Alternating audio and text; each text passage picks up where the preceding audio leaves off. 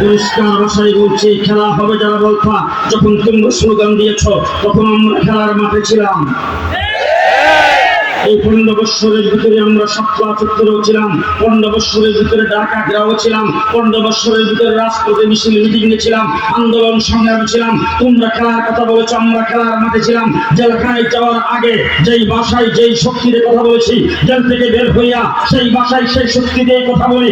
আমরা খেলার মাঠে ছিলাম, খেলার মাঠ থেকে একদিন এদিক সেদিক যাই নাই, কিন্তু চূড়ান্ত খেলা আমরা মনে করেছিলাম তোমাদের সাথে খেলবো, কারণ তোমরা 15 বছর পর্যন্ত খেলছো। পুলিশ, র্যাব, মিডিয়া, আর্মি তাদের শক্তিতে তোমাদের দলীয় কোনো শক্তি নাই। আজকে পুলিশ তোমাদের সাথে নাই, পুলিশ রাষ্ট্র তোমাদের সাথে নাই। আসো এবার দিদির চূড়ান্ত খেলা হবে।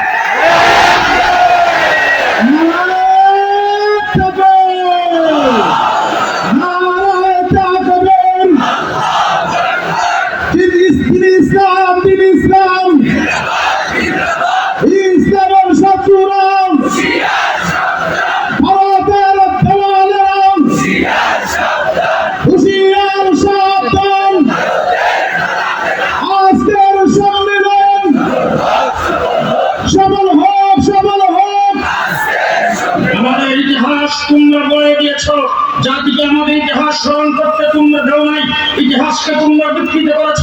জেনে রাখো, ভারত যখন বড় শক্তি ইংরেজ ক্ষমতা যখন দখল করে নিয়েছিল, এই দেশে রাজনৈতিক দলের অভাব ছিল না, লিডারের অভাব ছিল না, নেতার অভাব ছিল না। কোন নেতা, কোন লিডার, কোন রাজনৈতিক দলের সভাপতি সেক্রেটারি ইংরেজের বিরুদ্ধে একটা টু শব্দ করার সাহস পায় নাই। ইংরেজের বিরুদ্ধে যদি সর্বপ্রথম বুক টান করে দেয়, ইংরেজের বিরুদ্ধে মুক্তিযুদ্ধের ঘোষণা যদি দিয়ে রাখে, একজন মৌলবী দিয়েছেন, তার নাম আব্দুল আজিজ মুহাদ্দিস দেহলভী রাহমাতুল্লাহ।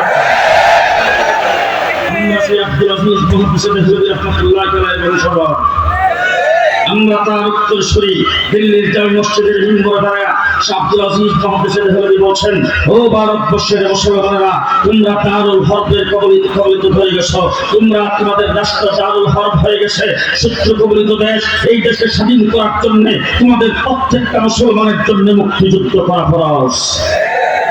আব্দুল আজিজ মুহাদ্দিস দেহলভী রাহমাতুল্লাহ আলাইহি এই ফতোয়ার পরে ইংরেজ থেকে এই দেশকে স্বাধীন করার জন্য রক্ত আমরা দিয়েছি। 3.5 লক্ষ আলেমকে ফাঁসির কাস্টে ঝুলাইয়া আগুনে পোড়াইয়া পানি ডুবাইয়া মারা হয়েছে।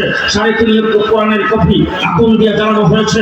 মাদ্রাসাগুলিকে ভেঙে চুরমার করে দিয়েছেন, কিন্তু একদিনের জন্য উলামায়ে কেরাম ঘরে বসে থাকে নাই, পরে 300 বছর লড়াই করে ইংরেজ থেকে এই দেশকে মুক্ত আমরা করেছি। পরিষ্কার ভাষায় বলতে চাই, আমার জাফর আহমদ উসমানী, আমার শিবলি আহমদ উসমানী পাকিস্তানের পতাকা যদি উত্তোলন না করতো, মাহমুদ হোসেন দেওবন্দি রেশমিল আন্দোলন যদি না করতো, হুসাইন আহমদ বানানি করাচিতে 144 দ্বারা বন্ধ করে যদি বক্তব্য না রাখতেন, দেশ স্বাধীন হতো না, ফলশ্রুতিতে বাংলাদেশ হতো না। আমার কৌমি মাদ্রাসার ছাত্র হয়ে ইতিহাস ভালো করে মনে রাখতে হবে। আমরা জানা দেশ জাতি তত্ত্বের ভিত্তিতে দেশ স্বাধীন হয়েছে, একটা হিন্দুস্তান আর একটা পাকিস্তান। এবার আমি আপনাদের কাছ থেকে জানতে চাই, আমরা পূর্ব পাকিস্তান ছিলাম, পাকিস্তানের অংশ, আমরা পাকিস্তানের অংশ কি জন্য হলাম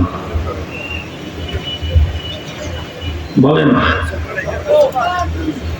আমরা হিন্দুস্তান না হয়ে পাকিস্তানের অংশ হলাম কেন? আমার পার্শ্ববর্তী জায়গা ত্রিপুরা তারা হিন্দুস্তানের অংশ হলো, আমার পার্শ্ববর্তী আসাম হিন্দুস্তানের অংশ হলো, কিন্তু আমরা কেন পাকিস্তানের অংশ হলাম? আমরা মেজরিটি মুসলমান হওয়ার কারণে পাকিস্তানের অংশ হয়েছিলাম। 1947 সালে যদি বিজাতি তত্ত্বের ভিত্তিতে আমরা মেজরিটি মুসলমান হিসাবে যদি পাকিস্তানের অংশ না হতাম, আমাদের দেশটা যদি পূর্ব পাকিস্তান না হতো, তাইলে 9 মাস যুদ্ধ করে দেশ স্বাধীন করতাম কখনো সম্ভব ছিল না। যদি বিশ্বাস না হয় কাশ্মীরের দিকে তাকাইয়া দেখো।